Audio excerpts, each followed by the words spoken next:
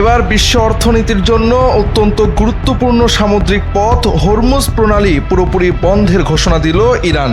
দেশটির ইসলামী বিপ্লবী guard corps IRGC হুঁশিয়ারি দিয়ে বলেছে, এই পথ দিয়ে কোনো জাহাজ পার হওয়ার চেষ্টা করলে সেটিতে আগুন ধরিয়ে দেওয়া হবে। আন্তর্জাতিক সংবাদ মাধ্যম আল জাজিরা এই তথ্য প্রকাশ করেছে। মূলত সামুদ্রিক এই পথটির গুরুত্ব জ্বালানি পরিবহন ও বৈশ্বিক বাণিজ্যের সাথে সম্পর্কিত।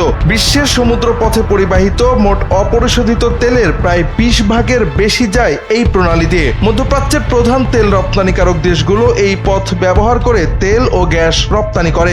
IRGCর নতুন প্রধান আহমদ ভাহিদির জ্যেষ্ঠ উপদেষ্টা ইব্রাহিম জাব্বারি সোমবার দেশটির রাষ্ট্রীয় গণমাধ্যমকে বলেন, প্রণালীটি এখন থেকে বন্ধ ঘোষণা করা হলো।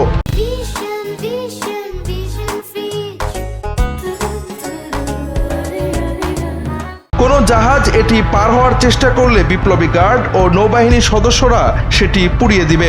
IRGCর টেলিগ্রাম চ্যানেলে জাব্বারি আরও জানান, তারা তেলের পাইপলাইনগুলোতেও হামলা চালাবেন এবং এই অঞ্চল থেকে এক ফোঁটা তেলও বাইরে যেতে দেবেন না।